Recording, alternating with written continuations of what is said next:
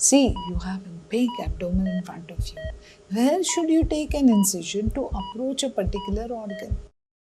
Transpyloric plane, very, very important. Focus. How do you draw the transpyloric plane? It's a horizontal plane that passes through lower border of L1 vertebra, drawn through the tips of ninth costal cartilage at a point where the linea semilunaris meet the costal margin. Okay. Various ways of drawing it. One is midpoint between your suprasternal knot and symphysis pubis. You draw a plane through that. Second is midway between xiphisternal joint and the umbilicus. You draw it through that.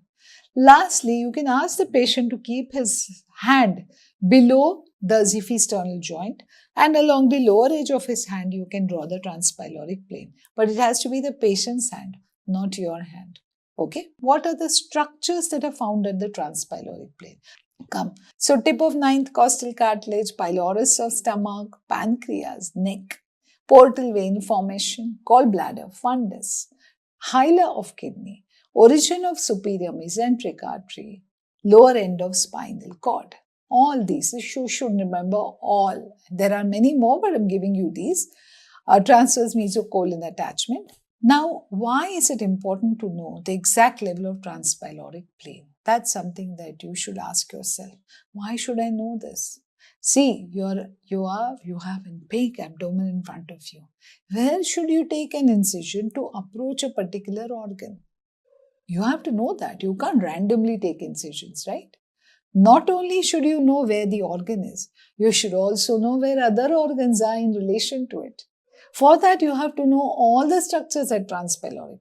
Suppose somebody told you, oh, you can make an incision at transpyloric plane, you will come to the pylorus of stomach.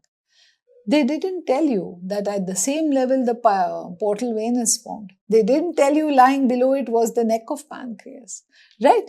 So you have to not only know the organ you are trying to reach, but the other organs you will also find at that level. Okay?